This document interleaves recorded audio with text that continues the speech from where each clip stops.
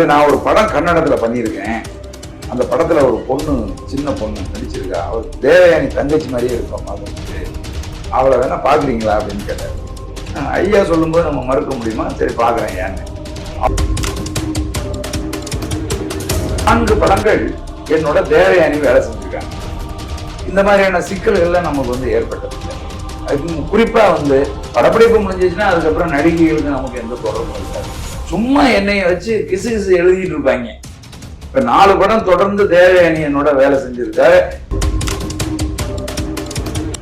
என்ன எங்க பார்த்தாலும் மும்தாஜ் அப்படின்னு ஒரு நடிகை இருக்கும், அவரை விசித்ரான்னு ஒரு பொண்ணு இருக்காங்க. இவங்க எல்லாம் என் படத்துல நடிச்சிருக்காங்க. நான் எங்க பார்த்தாலும் டக்குன்னு காலத்துல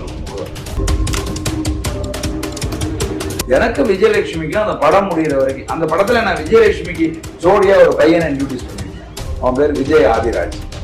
நீங்க டிவியில எல்லாம் வந்து பாத்துருக்கீங்க. ஆமா, விஜய் ஆதிராஜும் அந்த விஜயலட்சுமி 2 பேரும் ஜோடியா நான் அந்த பூந்தோட்டம் படத்துல 2 பேருமே இன்ட்ரோடியூஸ் பண்ணேன்.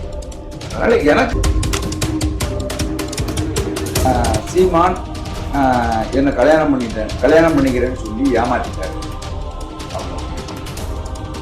திரும்ப கொஞ்ச நாள் கழிச்சு அந்த பொண்ணு அது கைப்படவே ஆங்கிலத்துல நான் அந்த வழக்கை தவறாக கொடுத்துட்டேன், இந்த வழக்கை வந்து நான் வாபஸ் வாங்கிக்கிறேன்னு எழுதி கொடுத்துட்டு அது ஊருக்கு போயிடுச்சு.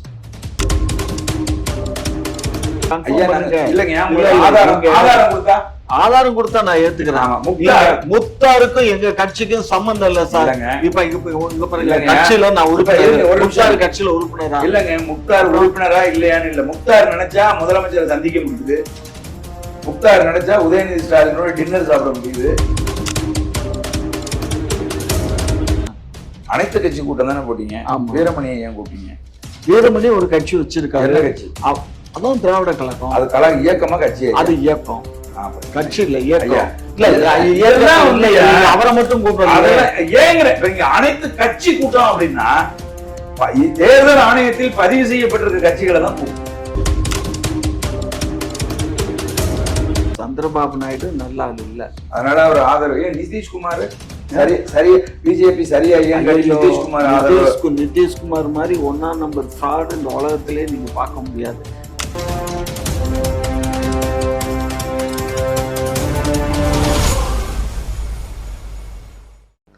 வணக்கம். வணக்கம் ஐயா. நான் குக்கு செய்திகளுக்காக உங்களோடு சில கலந்துரையாடல் செய்யலாங்கிறதுக்காக சரிங்க வந்திருக்கேன். சரிங்க, கேட்கிறேன், தவறா நினைக்க வேண்டாம். சொல்லுங்க. நீங்க விஜயலட்சுமியை வந்து திரைத்துறையில முத அறிமுகப்படுத்தினது நீங்க தான். ஆமா, அப்படித்தானே? ஆமா ஆமா. ஆனா அந்த அம்மா வந்து வளர்ச்சியில உங்களுடைய பங்கு அதிகமா இருக்கு திரைத்துறையில. அதுக்கப்புறம் எதுக்கு அந்த அம்மா வந்து நீங்க சொன்னா கேட்காத அளவுக்கு அந்த அம்மா நடந்துக்கிறோமா? இல்ல, அப்படி இல்ல. எனக்கு தமிழ் சினிமால அவங்க கன்னடத்துல ஆல்ரெடி அறிமுகம் ஆயிட்டாங்க. ஆமா ஆமா, தமிழ் சினிமால கன்னடத்து தமிழ்ல வந்து நான் வந்து ஒரு கேரக்டர் கொடுத்து அவங்களை இன்ட்ரோடியூஸ் பண்றேன். என்ன பொறுத்தவரையில எனக்கும் அவங்களுக்குமான உறவு அல்லது நட்புங்கிறது என்னன்னா, எனக்கு உண்மையா சொல்லணும்னா அந்த பொண்ணை எனக்கு அறிமுகப்படுத்தினது இளையராஜா சார். ஓ ஆமா. நான் வந்து பூந்தோட்டம் அப்படின்னு சொல்லி ரோஜா கம்பெனிஸ் ஆமா அவங்களுக்கு ஒரு படம் பண்றதுக்காக நான் இருந்தேன், ஒப்பந்தமாக இருந்தேன். அந்த நேரத்துல மியூசிக் வந்து இளையராஜா சார். இளையராஜா சார்கிட்ட போய் கதை சொல்லும்போது அவர் முழு கதையும் கேட்டுட்டு நல்லா இருக்கு கதை, தங்கச்சி கேரக்டர் யார் பண்றா அப்படின்னு கேட்டார். அப்ப நான் சொன்னேன், ஐயா நான் யோசிச்சுட்டு இருக்கிறேன் ஐயா, இன்னும் முடிவு பண்ணல அப்படின்னு சொன்னேன். இல்லை, நான் ஒரு படம் கன்னடத்துல பண்ணியிருக்கேன். அந்த படத்துல ஒரு பொண்ணு, சின்ன பொண்ணு நடிச்சிருக்கா. அவள் தேவயானி தங்கச்சி மாதிரியே இருப்பா பாக்குறதுக்கு, அவளை வேணா பாக்குறீங்களா அப்படின்னு கேட்டார். ஐயா சொல்லும்போது நம்ம மறுக்க முடியுமா? சரி பாக்குறேன் ஏன்னு. அவர் உடனே அந்த படத்துல, அந்த படம் ஆக்சுவலா வந்து பிரசித்தி பெற்ற இயக்குனர் கிரிஸ் கர்னாட் அவர்கள் இயக்குன படம். அந்த படத்துல வந்து டூயல் ரோல் வந்து பிரகாஷ்ராஜ் நடிச்சிருக்காரு. அதனால அவர் என்ன பண்ணாருன்னா, பிரகாஷ்ராஜிட்ட சொல்லி அந்த படத்தை எனக்கு காட்டுறதுக்கு ஏற்பாடு பண்ணிட்டார். இளையராஜா சார் மியூசிக், அற்புதமான ஒரு படம், நாகமண்டலா அப்படின்னு பேரு. இப்ப நாம அந்த படம் வந்தாச்சு. படத்தை நான், இளையராஜா சார், பிரகாஷ்ராஜ் 3 பேரும் உட்கார்ந்து தியேட்டர்ல பாக்குறோம். 3 பேர் தான். படம் பார்த்து முடிச்சா அந்த பொண்ணு ரொம்ப பிரமாதமா நடிச்சிருக்கு. ஆகச்சிறந்த ஒரு நடிப்பு. முதல் படம், அதான் முதல் படம். அது கொடுத்து சின்ன பொண்ணாவும் இருக்குது. தேவயானி தங்கச்சிக்கு ஐயா சொன்னது மாதிரி கரெக்டா இருக்கும். அதனால நான் என்ன பண்ணேன், சரி ஓகேன்னு சொன்னேன். அப்ப உடனே பிரகாஷ்ராஜ் நம்பர், அவங்க அப்பாவோட நம்பர் எல்லாம் கொடுத்தாரு. நான் கொண்டு போய் ரோஜா கம்பெனிஸ்ல கொடுத்து பேச்சுவார்த்தை நடத்தி அந்த பொண்ணு வந்துச்சு, என்னோட கால் சீட்டுகள் வந்துச்சு, அது நடிச்சுட்டு அது போயிடுச்சு. அவ்வளவுதான் எனக்கும் அதுக்கும் உடைய தொடர்பு. அதுக்கப்புறம் எனக்கு அதுக்கு எந்த தொடர்பும் கிடையாது. அதுக்கப்புறம் நான் பார்த்ததும் இல்லை, நான் பேசியதும் இல்லை. அதுக்கப்புறம் அது இந்த விஜய், சூர்யா அதுல படம் நடிச்ச படங்கள்லாம் நடிச்சாங்க. அப்புறம் அடுத்தடுத்து நிறைய படங்கள் தமிழ்ல நடிச்சுட்டு இருந்தாங்க. இதுல அண்ணன் செந்தமிழன் சீமானுக்கும் அவரும் ஒரு படத்துல ஏதோ ஒரு படத்துல நடிச்சு அதுல அவங்களுக்கு நட்பு ஏற்பட்டது போனது, இது எதுவுமே எனக்கு சம்பந்தம் இல்லை, எனக்கு தெரியாது ஆக்சுவலா. அதுக்கப்புறம் நான் என்னுடைய பயணம் தொடர்ந்து அடுத்தடுத்த படங்கள்ல நான் வந்து போயிட்டு இருந்தேன். இப்ப நீங்க பாருங்களேன், 4 படங்கள் என்னோட தேவயானி வேலை செஞ்சிருக்காங்க. இந்த மாதிரியான சிக்கல்கள்லாம் நமக்கு வந்து ஏற்பட்டது இல்லை. குறிப்பா வந்து படப்பிடிப்பு முடிஞ்சிச்சுன்னா அதுக்கப்புறம் நடிகைகளுக்கு நமக்கு எந்த தொடர்பும் இருக்காது. சும்மா என்னைய வச்சு கிசு எழுதிட்டு இருப்பாங்க. இப்ப 4 படம் தொடர்ந்து தேவயானி என்னோட வேலை செஞ்சதுக்காக கிசு எழுதுறாங்க. 4 படம் இல்ல, இப்போ 6 படம் மணிவண்ணன் சார் என்னோட வேலை செஞ்சிருக்காரு, 4 படம் வடிவேல் வேலை செஞ்சிருக்காரு, முரளி 2 படம் வேலை செஞ்சிருக்காரு. ஆண்கள் வந்து வேலை செஞ்சா அவங்களுக்கு பிரச்சனை இல்லை. ஒரு குரூப் வெற்றி அடைஞ்சிருக்கு. அந்த ப்ரொடியூசர் நீங்க நான் என்ன சொல்லுவீங்க, அப்பா சக்சஸ் ஆயிருக்குல்லப்பா, அந்த டீம் அப்படியே பண்ணி கொடுப்பா அப்படின்னு சொல்லிதான் இப்படி வந்துச்சு. பழக்க வழக்கங்கள் அப்படித்தானே இருந்துச்சு. அப்படிதான் 4 படத்துக்கு இளையராஜா மியூசிக் பண்ணியிருக்காரு. அந்த வகையில வந்து எனக்கும் நடிகைகளுக்குமான நட்பு அல்லது உறவுங்கிறத நான் தொடர்றதே கிடையாது. அதை ஒரு பாலிசியாவே வச்சிருக்கேன்.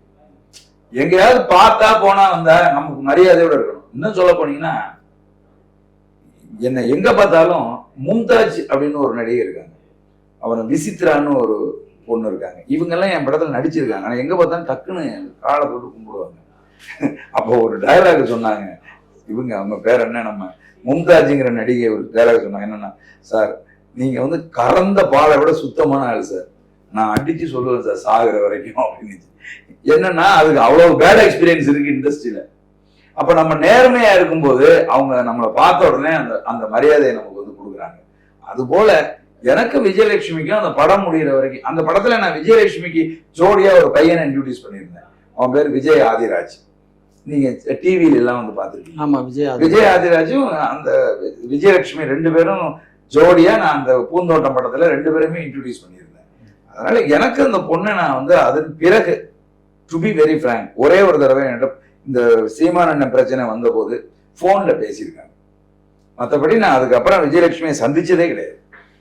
இல்ல, நான் எதுக்கு இந்த கேள்வியை நான் வச்சேன்னு சொன்னா, தேவையில்லாம இந்த விஜயலட்சுமிங்கிற அந்த ஒரு மெசேஜ், அதாவது ஒரு திரைப்படங்கள்ல ஒரு டைரக்டர் அல்லது ஒரு நடிகர் இவங்களுக்குள்ள ஒரு கமிட்மெண்ட்ங்கிறது தமிழ் படங்கள்லயும் சரி, உலக திரைப்படங்கள்லயும் உலகம் முழுதும் இருக்கிற இயல்பான ஒரு கமிட்மெண்ட்ங்கிறது இயல்பான ஒரு விஷயம். அதை வந்து பெருசு பண்ணி அதை வந்து இதை இந்த அளவுக்கு எடுத்துட்டு போய் கொண்டுட்டு வந்து ஒரு பெரிய இஷ்யூ ஆக்கி, இந்த இஷ்யூல வந்து எல்லாத்துக்கும் ஒரு தலைக்குனிவை ஏற்படக்கூடிய அளவுக்கு ஒரு பொண்ணு பண்றா. ஆனா இதுக்கு வந்து என்ன சொல்றாங்கன்னா, இது திராவிட முன்னேற்ற கழகம் தான் முன்னிறுத்து செய்யுது அப்படின்னு சொல்றாங்க. இது வந்து நாங்க வன்மையா கண்டிக்கிறதோட மட்டுமல்ல, எங்களுக்கும் இதுக்கும் எந்த சம்பந்தம் இல்லை. ஒரு நிமிஷம், 2வது முறை அந்த ஏற்கனவே ஜெயலலிதா காலத்துல கொடுக்கப்பட்ட கம்ப்ளைண்ட் தூங்கிட்டு இருந்தது. அதுக்கப்புறம் இந்த வீரலட்சுமிங்கிற பொண்ணை கூட்டிட்டு வந்து கமிஷனர் ஆபீஸ்ல பேசி ஒரு கம்ப்ளைண்ட் கொடுத்ததுக்கு அப்புறம் தான் அந்த கமிஷனர்கிட்ட கொடுத்து அது பெருசா மீடியால எல்லாம் போனதுனாலதான் அந்த கம்ப்ளைண்டின் பேர்ல திரும்ப திரு மாப்பிள்ளை சீமான் அவர்களை அழைத்து என்கொயரி பண்ண வேண்டிய ஒரு சூழ்நிலை வந்தது. அன்னைக்கு கூட இந்த பொண்ணு என்ன பண்ணா, நான் வாபஸ் வாங்கிக்கிறேன்னு சொல்லி தான் எழுதி கொடுத்துட்டு மறுபடியும் போயிட்டான். ஆனா அந்த பொண்ணுக்கு ஏதோ கமிட்மெண்ட் பண்ண அந்த பணம் கொடுக்கல அப்படிங்கறது தான் அந்த பொண்ணு திரும்ப. அப்படி கிடையாது இல்லைங்க. இப்ப நான் சொல்றேன் பாருங்க, 2011 அந்த பொண்ணு வந்துச்சு. 2011 வந்த போது அது வந்து கம்ப்ளைண்ட் வந்து என்ன கொடுக்குது அப்படின்னா, சீமான் என்ன கல்யாணம் பண்ணிக்கிறேன்னு சொல்லி ஏமாத்திட்டாரு அப்படின்னு சொல்லி கம்ப்ளைண்ட் கொடுக்குது. திரும்ப கொஞ்ச நாள் கழிச்சு அந்த பொண்ணு அது கைப்படவே ஆங்கிலத்துல, நான் அந்த வழக்கை தவறாக கொடுத்துட்டேன், இந்த வழக்கில் இருந்து நான் வாபஸ் வாங்கிக்கிறேன்னு எழுதி கொடுத்துட்டு அது ஊருக்கு போயிடுச்சு. அதுக்கப்புறம் வரவே இல்லை. அதுக்கப்புறம் 2023 வருது. 2023 வந்து நீங்க சொன்ன மாதிரி கூட்டிட்டு வராங்க. அதை கூட்டிட்டு வந்து ஒரு கம்ப்ளைண்ட் கொடுக்குறாங்க. அதைத்தான் சொல்றேன், நாங்க கூட்டிட்டு வரலைங்கிறத நீங்க இல்லைங்க. ஆதாரம் கொடுத்தா ஆதாரம் கொடுத்தா நான் ஏத்துக்கிறேன். ஆமா, முக்தார் முக்தாருக்கும் எங்க கட்சிக்கும் சம்பந்தம் இல்ல சார். இல்லைங்க. இப்ப இங்க பாருங்க, இல்லைங்க. கட்சியில நான் உறுப்பினர், ஒரு நிமிஷம். முக்தார் கட்சியில உறுப்பினரா? இல்லங்க, முக்தார் உறுப்பினரா இல்லையான்னு இல்ல. முக்தார் நினைச்சா முதலமைச்சரை சந்திக்க முடியுது. முக்தார் நினைச்சா உதயநிதி ஸ்டாலினோட டின்னர் சாப்பிட முடியுது. முக்தாருக்கு போலீஸ் பாதுகாப்பு கொடுக்க முடியுது மாநில அரசு. முக்தார் ஒரு திமுகவினுடைய ஒரு பிரதிநிதி மாதிரியே பேசுறாரு. முக்தார் சொல்றாரு, வீரலட்சுமி கிட்ட பேசும்போது அவர் சொல்றாரு, மாநில அரசு நமக்கு முழு சப்போர்ட்டோட இருக்கு, சீமானை நம்ம வந்து வீழ்த்துவதற்கு எந்த தடையும் இல்லை, நான் முதலமைச்சர்கிட்ட நேரடியா நான் பேசிட்டேன், நீங்க கவலைப்படாதீங்க அப்படின்னு சொல்ற காணொலி ஆடியோ தான் வந்து இணையதளங்கள்ல கிடக்கலையா இருக்கு. ஆனா அது அதே மாதிரி இன்னொன்னு பாருங்க, தவறு. இப்ப தந்தை பெரியார் விடுதலை கழகம் கு ராமகிருஷ்ணன் ஐயாவோட அமைப்புல பயணிக்கிற பையன் தான் மனோஜ். அதர்மம். அந்த பையன் ஒரு வாகனம் எடுத்துக்கிட்டு இங்க இருந்து போய் பெங்களூர்ல போய் விஜயலட்சுமியா அவங்க அக்கா 2 பேரையும் கூட்டிட்டு கொண்டு வந்து இங்க மவுண்ட் ரோட்ல இருக்க செர்மனியே ஏதோ ஒரு ஹோட்டல், அந்த ஹோட்டல்ல தங்க வச்சு சீமானுக்கு எதிராக இப்படி எல்லாம் பேசணும்னு சொல்லும் போதுதான் அந்த பொண்ணு முரண்படுது. இல்ல என்னோட பிரச்சனை அதெல்லாம் இல்லை, என் பிரச்சனை அவர் என்னை கல்யாணம் பண்ணிக்கிறேன்னு சொல்லி ஏமாத்திட்டாரு, அதனால நான் வந்து நீங்க சொல்றது மாதிரிலாம் என்னால பேச முடியாதுன்னு சொல்லி அந்த பொண்ணு அங்கிருந்து வெளியேற நினைக்குது. அப்பதான் எனக்கு போன் பண்ணுது. நான் சொன்னேன்ல, ஒரு தடவை என்கிட்ட பேசியிருக்கேன். அப்ப எனக்கு என் நம்பரை எப்படியோ பிடிச்சி எனக்கு போன் பண்ணுது. கலைஞர் சார் எப்படி இருக்கீங்க, நல்லா இருக்கீங்களா, நான் இந்த மாதிரி ஒரு விஷயத்த கொண்டு வந்து உங்கள்கிட்ட பேசுறது எனக்கு சங்கடமா தான் இருக்கு, நீங்க என் கூட பிறந்த அண்ணன் மாதிரி, உங்கள்கிட்ட சொல்றேன், எனக்கு ஒரு ஏற்பாடு பண்ணி கொடுங்க, எங்க அக்காவையும் என்னையும் திரும்ப பெங்களூருக்கு நாங்கள் போறதுக்கு ஏற்பாடு பண்ணி கொடுக்க சொல்லுங்க, யாரையாவது ஒருத்தரை பண்ணி கொடுக்க சொல்லுங்க, இந்த மாதிரி இந்த மனோஜ் கூட்டிட்டு வந்து இந்த மாதிரி பேச சொல்றாப்ல அப்படின்னு எனக்கு சொன்னிச்சு. நான் வந்து இல்லை தங்கச்சி, நான் வெளியில இருக்கேன், நான் சொல்றேன் தங்கச்சின்னு. அது நல்ல பொண்ணு என்ன தெரியுமா பண்ணிச்சு, அதையும் இணையத்துல விட்டுருச்சு. அதை ரெக்கார்ட் பண்ணி கலைஞர் சார்ட்ட கூட உதவி கேட்டா அவர் பண்ண மாட்டேன்ட்டாருன்னு அதையும் ரெக்கார்டு விட்டுருச்சு. அப்போ எவ்வளவு கவனமா இருக்க வேண்டியது இருக்கு பாருங்க. நாம வந்து ரொம்ப ரெஸ்பெக்ட் கொடுத்து பேசிட்டு, இல்லப்பா நான் உண்மையாவே வெளியில இருந்துட்டேன், ஐயா நான் உங்கள்கிட்ட எல்லாம் போய் சொல்லுவேன், நான் சொல்ல மாட்டேன், நீங்க எனக்கு போன் பண்றீங்க, நான் வெளியில இருந்தா ஐயா நான் வெளியில இருக்கிறேன் ஐயாங்கிறேன், நான் வீட்டுல இருந்தேன்னா ஐயா இங்கதான் இருக்கிறேன், அந்த வந்துடுறேன் ஏன்ட்டு வர்றேன். அது போல நான் வெளியில இருந்தேன் அன்னைக்கு. அதையும் அந்த பொண்ணு என்ன பண்ணிடுச்சுன்னா ரெக்கார்ட் பண்ணி நான் கலைஞர்கிட்ட கேட்டேன், அவர் கொடுக்கலன்னு விட்டுருச்சு. அதுக்கப்புறம் எனக்கு இப்போ திரும்ப என்ன செய்யுதுன்னா, நீங்க நல்லா அந்த ராமகிருஷ்ணனுடைய அந்த பையன் இருக்கானே, அவனுக்கும் திமுகவுக்கும் என்ன சம்பந்தம்? இவங்க திராவிட இயக்கங்கள், திராவிட கட்சிகள் இருக்காங்க. திராவிடத்துல வந்து ஒரு பீரியட்ல வந்து எங்க கூட வீரமணியை எய்த்துட்டு ஜெயலலிதா. சரி, இப்ப நான் கேக்குறேன் உங்களை, அனைத்து கட்சி கூட்டம் தானே போட்டீங்க, வீரமணியை ஏன் கூட்டீங்க? வீரமணி ஒரு கட்சி வச்சிருக்காரு, கட்சி அதான் திராவிட கழகம். அது கழகம் இயக்கமா கட்சி? அது இயக்கம், கட்சி இல்ல இயக்கம். அவரை மட்டும் கூப்பிடுறாங்க. அனைத்து கட்சி கூட்டம் அப்படின்னா தேர்தல் ஆணையத்தில் பதிவு செய்யப்பட்டிருக்க கட்சிகளை தான் கூப்பிடணும். அதெல்லாம் வாஸ்தவம் தான். வெல்விஷர்ங்கிற முறையில கவர்மெண்ட் வெல்விஷர் அதான் நாங்க சொல்றோம். உங்களுக்குள் இருக்கிற கள்ள உறவு நட்பு ராமகிருஷ்ணனையோ அல்லது திராவிட கழகத்துக்கு கூப்பிட்டுருப்பாங்க, செட்டியாரையோ கூப்பிடல. ஐயா இருங்கய்யா, அவங்களெல்லாம் கூப்பிட்டு தான் இருப்பாங்க, புரியுதுங்களா? ஆனா அவங்க இங்க இருக்கிறது வந்து இவங்க தான் இருக்காங்க, அவங்க எல்லாம் வர்றதுக்கான சூழல் இருக்காது. ஏதோ இயக்கங்கள் எல்லாம் கூப்பிட்டுருக்காங்க. அப்ப நீங்க இதுக்கு முன்னாடி சீமானம் வந்துடக்கூடாதுங்கிறதுக்காக என்ன தெரியுமா செஞ்சாங்க, ஒன்லி சட்டமன்ற உறுப்பினர்கள் இருக்கிற கட்சிகள் மட்டும்தான் வரணும்னு சொல்லி அது வேற கூட்டம், அப்படி வேற கூட்டம். அது வேற. இப்ப என்ன செய்றீங்கன்னா பதிவு பெற்ற கட்சிகள் அதை செஞ்சிருந்தீங்கன்னா நியாயம், பதிவு பெற்ற கட்சி நியாயம். நீங்க பதிவு இல்லாத ஒருத்தர் 2 பேர் லெட்டர் பேட் வச்சிருக்கணும் கூப்பிட்டு பேச வேண்டியது, அது தனியா முதலமைச்சர் போட்டிருக்கலாமே. இல்ல லெட்டர் பேட் வச்சிருந்தாலும் அவன் ரெஜிஸ்டர் பண்ணி கட்சியா ரெஜிஸ்டர் பண்ணியா. வீரமணி ஒருத்தர் தான் வந்து இதுல எக்ஸம்ஷனை தவிர மற்றவங்க எல்லாருமே நிறைய பேரு தேர்தல் ஆணையத்தில் பதிவு செய்து சுயேட்சையா ஒவ்வொரு முறையும் போட்டிட்டு இருக்கிறவங்க நிறைய பேர் தமிழ்நாட்டுல இருக்காங்க. அவங்களெல்லாம் ஏன் கூப்பிடலன்னு எல்லாருமே இப்ப இணையங்கள்ல வந்து கேள்வி கேட்டுட்டு இருக்காங்க. பட் என்னன்னா இன்னைக்கு டேட்ல இப்ப நான் கூட திராவிட தெலுங்கர் முன்னேற்ற கழகம் பார்ட்டி வச்ச 3 நாடாளுமன்ற உறுப்பினர் பார்ட்டி சைஸுக்குள்ள இல்ல, நான் அந்த கட்சியை திராவிட முன்னேற்ற கழகத்துல 2016 இணைச்சிட்டேன். அதுக்கப்புறம் என்ன கூப்பிட இயலாது இல்லையா? உண்மை. இது நாடாளுமன்ற தேர்தல சுருக்க போறாங்க, மக்கள் தொகை அடிப்படையில ரெண்டும் தான். மக்கள் தொகை அடிப்படையில வந்து நமக்கு 8 MP சீட்டு வந்து குறைய போகுதுங்கிற ஒரு கவலை. ரெண்டாவது வந்து இன்னைக்கு இப்ப நான் ஏற்கனவே வெளியில பேசிட்டு இருந்தோம் பாருங்க, ஊபி, ராஜஸ்தான், குஜராத் இது போன்ற மாநிலங்கள்ல அவங்க இங்கிலீஷ் அதாவது நம்ம வந்து என்னன்னா ஒரு காலத்துல வந்து நாம் இருவர் நமக்கு இருவர், நாம் இருவர் நமக்கு ஒருவர், அதுக்கப்புறம் நமக்கு எதுக்கு இன்னொருவர், நமக்கு நாம் இருவரே போதும் அப்படிங்கிற நிலையில நம்ம இருக்கோம். இப்ப அப்படிப்பட்ட நிலையில ரெண்டாவது இங்கதான் இப்ப அதிகமா வந்து லிவிங் டுகெதர் லைஃபுக்கு வந்துட்டோம். இஷ்டப்பட்டா வாழலாம், இஷ்டம் இல்லைன்னா அவன் பாட்டு வேற ஒருத்தங்கிட்ட போய் வாழலாங்கிற நிலைக்கு வந்துட்டோம். அப்படிப்பட்டதுனால நமக்கு இங்க ஜனத்தொகை குறைஞ்சிருச்சு. நம்மளும் விட்டுருந்தோம்னா நம்ம பயிலுக நிறைய வதன்னு பெத்து தொலைச்சிருப்பானுங்க. இப்ப எங்க வீட்டுல நாங்க 8 பேரு, எங்க அம்மா 2 பிள்ளை செத்து போச்சுன்னுச்சு, 10 பிள்ளைங்க நாங்க. இன்னைக்கு எனக்கு நீங்க உங்க காலத்துல எல்லாம் எங்க காலம் வரைக்கும், நாங்க சின்ன பிள்ளையா இருக்கிற காலம் வரைக்கும் கிராமப்புறங்கள்ல எல்லார் வீட்லயுமே குறைஞ்சது 5 பேர் 6 பேர் இருப்பாங்க. ஆமா, அண்ணன் தம்பிங்க இருப்பாங்க. அவங்க பெருத்த குடும்பம்டா, அண்ணன் தம்பி 7-8 பேர் அப்படின்னுவாங்க. நாங்க அத ஒரு கௌரவமா பாப்பாங்க. 10 பிள்ளைய நாங்க. எங்க அப்பா போனது வந்தது எடுத்ததெல்லாம் பார்த்தா ஒரு கிராமமே. அதான் அந்த காலத்துல தெருக்கு வச்சுட்டு இருந்த காலமாச்சு.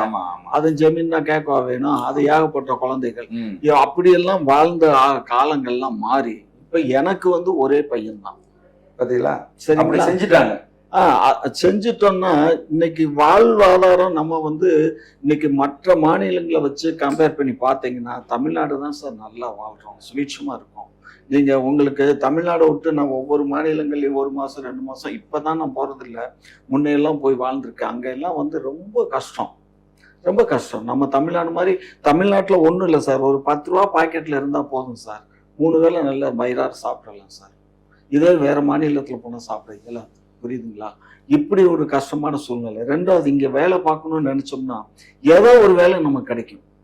இந்த வேலையை பார்க்கக்கூடாது, அந்த வேலையை பார்க்க கூடாதுன்னு நினைச்சா தானே தவிர மற்றபடி வேலை பார்க்கணும். அதே மாதிரி மற்ற மாநிலங்கள்ல கிடைக்கிறத விட இங்க வந்து சரக்கும் நல்லா ஈஸியா கிடைக்கும் சார். நீங்க சரக்குன்னு நாங்க பண்ணல சார். நீங்க ஒரு விஷயம் நல்லா புரிஞ்சுக்கோங்க. புரட்சி தலைவர் எம்ஜிஆர் காலத்துலதான் அண்ணா எம்ஜிஆர் கலைஞர் கொண்டு வந்தாரு. ராஜாஜி அவர்கள் மலையில கொடை பிடிச்சிட்டு போய் வேண்டான்னு கெஞ்சினாருன்னு வரலாறு சொல்றாங்க. வரலாறு சொல்லட்டும் ஐயா. அன்றைக்கு வந்து நிறைய ஒரு கள்ளச்சாராயம் பெரிய அளவுல இருந்ததுனால ரொம்ப பேர் கஷ்டப்பட்டு இருக்காங்கிற காரணத்துக்காக தான் அவர் கலைஞர் கொண்டுட்டு வந்து 2 ஆண்டு தான். ஒரு ஆண்டு முடிஞ்ச அடுத்த ஆண்டு ஏலத்திலேயே அதை வேண்டாம்னு சொல்லி பேன் பண்ணியாச்சு, சரிங்களா? அதுக்கப்புறம் அவர் ஆட்சி காலத்துல கொண்டு வரவே இல்லை. அதுக்கப்புறம் எம்ஜிஆர் ஆட்சி வந்துச்சு. எம்ஜிஆர் ஆட்சி வரும்போது திரும்ப அவர் எம்ஜிஆர் ஆட்சியில என்ன ஆச்சுன்னா அந்த நேரத்துல கிருஷ்ணகிரி அந்த ஏரியா தான், கிருஷ்ணகிரி சேலம் எல்லாம் கல்யாண வீடுகள்லயும் கேத வீடுகள்லயும் கொத்தா 150-200 பேர்னு செத்தாங்க. உங்களுக்கு நீங்க அப்ப சின்ன குழந்தையா தெரியல, கொத்தா செத்தாங்க. அப்ப நான் எம்ஜிஆர் கூட தானே இருக்கேன். அப்ப எம்ஜிஆர் தான் என்ன பண்ணாரு, ஆரம்பி இவங்களை எல்லாம் கூப்பிட்டு பேசி இந்த மாதிரி சாவுறாங்களே கள்ளச்சாராயத்தை குடிச்சு இதை என்ன பண்ணலாம் அப்படின்னா, சரி சாராய கடையை மட்டும் திறப்போம், கள்ளுக்கடை வேண்டாம், சாராய கடை மாத்திரம் திறப்போம் அப்படின்னு சொல்லிட்டு சாராயம் அந்த சாராய கடையை திறப்போம்னு சொல்லி சாராய கடையை திறக்கிறதுக்கு அதை கூட என்ன பண்ணாங்கன்னா கட்சிக்காரனுக்கே கொடுப்போம் அப்படின்னு தான். ஏன்னா கட்சிக்காரன் நல்லா நமக்காக உழைக்கிறான், அதனால கட்சிக்காரனுக்கே கொடுப்போம்னு சொல்லி அந்த அப்ளிகேஷன் ஃபார்ம்லேயே அதை அட்டாச் பண்ண சொல்லுவாங்க. கட்சி உறுப்பினருடைய அட்டையெல்லாம் அட்டாச் பண்ணி கொடுத்தாதான் கடை ஒதுக்கீடு. எனக்கும் சென்னையில அப்படி இவ்வளவு தூரம் சொல்றீங்கல்ல. சென்ற தேர்தலுக்கு முன்னாடி கனிமொழியிலிருந்து உதயநிதியிலிருந்து எல்லாருமே நாங்கள் வந்தால் படிப்படியா நாங்க குறைச்சிருவோம்னு சொல்லிட்டு சொன்னோம். படிப்படியா 500 கடை 1000 கடன் கூட கூட்டிகிட்டே போறீங்க. இல்ல இப்ப சந்து கடன் ஒண்ணு உருவாக்கி இல்ல 500 கடையை மூடி இருக்கோம். நீங்க 500 கடையை குறைச்சிட்டோம், மூடிட்டோம். அதுவும் கோர்ட் மூலியமா கூட அது இந்த ஒரு அன்புமணி 500 கடை மூடிட்டோம். அதுக்கப்புறம் நாங்க கடையை இன்க்ரீஸ் பண்ணிருக்காங்கய்யா. இல்ல எப்படி சந்து கடையெல்லாம் திறந்திருக்காங்களா, அதெல்லாம் இப்ப கணக்குல இல்லையா? இல்ல மெயின் ரோட்ல இருந்த கடைகளை மெயின் ரோட்ல மக்களுக்கு பாதிப்பு ஏற்படுங்கிறதுக்காக சந்துக்குள்ள ஒண்டி வச்சிருக்கு, அவ்வளவுதான். சந்து கடைன்னு ஒண்ணு உருவாக்கி இருக்காங்கய்யா. கவர்மெண்ட் உருவாக்கி இருக்காங்க, அங்க புதுசா தான் உருவாக்கி இருக்காங்க. எந்த கடையும் மூடிட்டு உருவாக்கல. ஒண்ணு. ரெண்டாவது புது சரக்கு ஒண்ணு வந்திருக்கியா, வீரன், குறைந்த விலை நிறைந்த போதை புதிய உதயம் வீரன் அப்படின்னு விளம்பரம் கொடுக்குறாங்க. நான் இதெல்லாம் நான் பாக்குறது இல்லை கண்ணு. ஏன்னா எனக்கு அந்த பழக்க வழக்கங்களே கிடையாது. எனக்கு அந்த பழக்கம்லாம் சுத்தமா அதனால நான் வந்து இந்த என் நாக்குல வந்து ஆள்காலே பட்டது இல்லையா. சொன்னா எவனும் நம்பவே மாட்டான். அதை பத்தி எனக்கு நமக்கு என்ன இருக்கு? அதனால எனக்கு இந்த சினிமால இருந்திருக்கேன், சர்வீஸ்ல இருந்திருக்கேன், எனக்கு அந்த பழக்க வழக்கங்கள் இது வரைக்கும் சுத்தமா கிடையாது. நான் இன்னைக்கு வரைக்கும் லேம்ப்லைட்ல இருக்கிறதுக்கும் அதுதான் காரணம். நான் சொல்ல வந்து நீங்க சொல்றீங்க லேம்ப்லைட்ல இருக்கிறது மட்டும் இல்ல, ஒரு மரியாதையோட இருக்கும். அதேதான். ஒரு மரியாதையோட இன்னைக்கு நான் உங்களை அழைச்சு நான் உங்களோட பேசணும் அப்படின்னா அந்த மரியாதைனால நிமித்தமா தான் நான் உங்களை அழைச்சு கூப்பிட்டு உண்மைதான் பேசுறேன். உண்மைதான். சாதாரணமா இருந்தா நான் வந்து பேச மாட்டேன் இல்லையா? உண்மை. விஷயம் என்னன்னா, நம்ம வாழ்க்கை நமக்கு தான், ஆமா அடுத்தவன் நம்ம வாழ்க்கை வாழக்கூடாது. கரெக்ட். இது தண்ணி அடிச்சோன்னு சொன்னா அது அடுத்தவன் வாழ்க்கையா போகும். ஆமா. அதுக்காக தான் நம்ம வேண்டாங்கிறோம். இந்த அரசு வந்து நடவடிக்கை இல்ல, எடுக்கல. இப்ப நான் இதுல ஒரு கேள்வி கேட்கிறேன் உங்களை. சொல்லுங்க. சென்ட்ரல் கவர்மெண்ட் இந்த தொகுதி பங்கீடை, தொகுதியை நாங்கள் சுருக்க போறோம், மறுசீரமைப்பு செய்ய போறோம் அப்படின்னு சொல்லவே இல்லை. அப்படி செய்யணும் அப்படின்னு சொன்னாலும் மக்கள் தொகை கணக்கெடுப்பு நடத்தணும். மக்கள் தொகை கணக்கெடுப்பு நடத்தணும்னா குறைஞ்சது ஒரு 3 வருஷம் 4 வருஷம் ஆகும் மொத்தமா இந்தியா முழுதும் மக்கள் தொகை கணக்கெடுப்பை நடத்தி முடிக்கிறதுக்கு. அப்படின்னா இப்போ ஒன்றும் இது நடக்க போறதே இல்லை. சரி, நடக்காத ஒண்ணுக்கு மத்திய அரசு சொல்லாத ஒண்ணு, இன்னும் சொல்ல போனீங்கன்னா அமித்ஷா வந்து அறிவிக்கையே செஞ்சுட்டாரு, நாங்க மறுசீரமைப்பு பத்தி எல்லாம் இப்பெல்லாம் நாங்க சிந்திக்கவே போறது இல்லை, நாங்க செய்ய போறதும் இல்லைன்னு. இல்லாத ஒரு விஷயத்த முன் வச்சு ஐயோ ஐயோன்னு ஏன் திமுக நெஞ்சில அடிச்சுக்குது? நீங்க ஒரு விஷயம் நல்லா புரிஞ்சுக்கோங்க. திமுக நாங்க எப்பயுமே வந்து கசியாத ஒரு மேட்டரை எடுத்து பேசவும் மாட்டோம், செய்யவும் மாட்டோம். ஏற்கனவே ஒருத்தர் வந்து பார்லிமெண்ட்ல பேசிட்டார், அவங்க ஒன்றியத்தினுடைய ஒரு அமைச்சர் பேசிட்டாரு. அதோடு மட்டுமல்லாம புதிய நாடாளுமன்ற கட்டடத்துல எவ்வளவு சீட் அங்க தயார் பண்ணி வச்சிருக்காங்க தெரியுமில்ல உங்களுக்கு? தெரியும். அவங்க வந்து இந்தியா முழுதும் மாநிலங்களை அழிச்சு கன்பத்துகளா மாத்தணும் அப்படிங்கிற திட்டம் அந்த திட்டத்துல இருக்கு. சோ அதனால ஒன்றே இப்ப நீங்க நினைக்கிற மாதிரி இன்னைக்கு மைனாரிட்டியா அதெல்லாம் செய்ய மாட்டாங்க. ஐயோ, நீங்க மைனாரிட்டினா இந்த ஆளு என்ன சொல்றான், அந்த நாக்கே என்ன சொல்றான் பாத்தீங்களா? நாங்க 10 மொழி கூட கொள்கை வச்சுக்கோம், 10 மொழியை கூட நாங்க கத்து கொடுப்போம், எங்களுக்கு மும்மொழி என்ன 10 மொழி எனக்கு தேவை அப்படிங்கிறான். புரியுதுங்களா? இவங்க எல்லாம் மாமாக்கார பயிலுவோம். நான் ஓப்பனா தான் பேசுறேன். ஏன்னா அவன் எப்போ என்டிஆர் பொண்ணு டைவர்டிச்ச காலத்துல இருந்து எனக்கு தெரியும். குட்டிச்சோத்துல ஏறி உட்காந்துட்டு இந்த இதே ட்ரஸ்ட் புறத்துல உட்காந்துட்டு அந்த பொண்ணு காலேஜுக்கு போயிட்டு வரையில ஸ்கூலுக்கு போயிட்டு வந்த காலத்துல டைவர்டிச்சான், காலேஜ் போன காலத்துலயும் அடிச்சுட்டு வேலை பண்ணிட்டு அங்கிருந்து இங்கே வந்து உட்காந்துட்டு இருப்பான். ஸோ அப்படிப்பட்ட பயம் அவன் அந்த காலத்தில். அப்படியெல்லாம் அந்த பிள்ளைய பண்ணி கடைசியில் மாமனாரையே காட்டி கொடுத்து கடைசியில் அந்த கட்சியை கைப்பற்றி இன்னைக்கு இவங்க ஏற்கனவே வாஜ்பாயுடைய ஆட்சி ஒரு தடவை போச்சே, திரும்ப வராமல் போனது காரணமே இவன் தான். அது தெரியுமா உங்களுக்கு? இந்த ஆளு திருப்பி கலைஞர் இல்லையாப்பா இது? சாரி, ஜெயலலிதாமா இல்லையா? ஜெயலலிதா அது வேற, அது போயிடுச்சு. அதுக்கப்புறம் கலைஞர் ஆதரவு கொடுத்தாரு. ஆட்சி நடந்துகிட்டு இருக்கும்போது இந்த ஆளு இவருக்கு டேர்ன் ஓவர் முடிஞ்சு போச்சு. சந்திரபாபு நாயுடுக்கு டேர்ன் ஓவர் முடிஞ்சு போச்சு. முடிஞ்ச டேர்ன் ஓவர் என்னன்னா 6 மாசம் எக்ஸ்டெண்ட் பண்ணியாச்சு, திரும்ப ஒரு 6 மாசம் எக்ஸ்டெண்ட் பண்ணியாச்சு, 2 தடவை பண்ணியாச்சு. இவரு திருப்பதியில இருந்து வரும்போது இவர் காருக்கு வெடிகுண்டு நக்சலைட்ஸ் வச்சுட்டாங்க. ஆகையினால அந்த ஆளு இந்த இதை வச்சு வாஜ்பாயிட்ட வந்து அழுகிறாரு. நான் இப்ப டெல்லியில இருக்கேன், நான் இப்ப பிஜேபியில இருக்கேன், அதனால எனக்கு இவ்வளவு டீட்டெயில் தெரியும். அப்ப இங்க வந்து சொன்ன உடனே இந்த வாஜ்பாய் என்ன பண்றாரு, நான் வந்து விவசாய அணியினுடைய அகில இந்தியாவுக்கு இன்சார்ஜா பொதுச் செயலாளராக இருந்தேன். அதனால எனக்கு அந்த ஆஃபீஸ்க்கு எய்த்த மாதிரி தான் ஆஃபீஸ் எனக்கு. வெங்கையா நாயுடு அப்போ பிரசிடென்ட். அப்போ வெங்கையா நாயுடு ஆஃபீஸில் மீட்டிங் நடக்குது. மீட்டிங் நடந்து முடிச்சுட்டு வந்த உடனே வெங்கையா நாயுடு நான் போய் சொன்னேன், இந்த ஆள் பேச்சை கேட்டுட்டு நீங்கள் வந்து ஆட்சியை கலைக்காதீங்க, இன்னும் 6 மாதம் இருக்குது, 6 மாசத்துக்குள்ள நம்ம நிறைய இம்ப்ளிமெண்டேஷன் ஆஃப் ஒர்க்கை பார்ப்போம். அந்த வெடிகுண்டு வச்ச விஷயத்த வச்சு ஆட்சியை கலைச்சு திரும்ப வந்துடலான்னு திட்டம் போடுறாரு. அதுக்காக தான் வந்து அது திட்டம் போட்டோமா, எனக்கு மட்டும் பண்ணாம மாநிலத்துக்கு மட்டும் எலெக்ஷன் வைக்காம அகில இந்திய அளவுல எலெக்ஷன் நடத்திடுவோம்னு வர்றாரு இருந்தாலும். அதுக்கு வாஜ்பாய் வந்து ஏத்துக்கிட்டு கட்சியா, ஏன்னா இவன் வாஜ்பாய் ரொம்ப தங்கமான மனுஷங்க. இந்த ஆளு பேச்ச கேட்டுக்கிட்டு அவர் ஒத்துக்கிட்டாரு. ஒத்துக்கிட்டு தான் அவங்க டேர்ன் ஓவர் முடியறதுக்கு முன்னாடியே கட்சியை கலைச்சிட்டு எலெக்ஷன் டிக்ளேர் பண்ணாங்க. சரிங்களா? ஆகையினால நல்ல ஆளு இல்ல சந்திரபாபு நாயுடு, நல்ல ஆளு இல்ல. அதனால அவர் ஆதரவு நிதிஷ்குமார் சரி பிஜேபி சரியா நிதிஷ்குமார் மாதிரி 1ஆம் நம்பர் ஃப்ராடு இந்த உலகத்திலே நீங்க பார்க்க முடியாது. பாருங்க, கடந்த ஒரு 15 ஆண்டு காலமா அங்கிட்டு போய் முதலமைச்சர், இங்கிட்டு வந்து முதலமைச்சர், கண்டினியூவா முதலமைச்சரா. அப்புறம் எதுக்கு வந்து பிஜேபி வந்து திமுக சோப்பு போட்டு வச்சுக்கிட்டே இருக்கு? கண்ணு நாங்க சோப்பு போடல கண்ணு, நாங்க கல்வி திமுகவை பிஜேபி சோப் போட்டு வச்சிருக்குது. ஏன்னா இவங்க 2 பேரும் ஏதாவது கழட்டிட்டாங்கன்னா இவங்கள்ட்ட 40 பேர் இருக்கு, இவங்களை வச்சுக்குவோன்னு சொல்லி.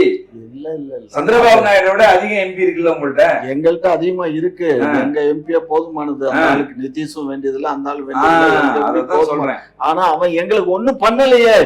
பள்ளிக்கு தர வேண்டிய அந்த பணத்தை கொடுக்கலையே. உங்களுக்கு இது வரைக்கும் ஈடியில எவனையும் யாரையும் கைது செய்யாம இருக்காங்களா? அதுவே பெருசு இல்லையா? என்ன ஈடியில தப்பு பண்ணாதானே ஈடி கைது பண்ண? 35 லட்சம் கோடிய 35,000 கோடி அடிச்சாங்கன்னு உங்க பினான்ஸ் மினிஸ்டர் சொன்னாரு. பாருங்க, பைனான்ஸ் மினிஸ்டர் அதெல்லாம் சொல்லல சார். அதெல்லாம் கட்டுக்கதை. அவர் பேசுனதாக புனையப்பட்ட செய்திகள், இதெல்லாம் மாஃபிங் பண்ணப்பட்ட பேச்சுக்கள். இதெல்லாம் நீங்க நம்பாதீங்க. இங்க பாருங்க, ஒரு விஷயம் பண்ணிக்கங்க. கலைஞர் ஆட்சிக்கு வந்ததுக்கு அப்புறம் ஐயா 10 லட்சம் கோடி கடன் ஆயிருக்கு அப்படிங்கிறாங்க.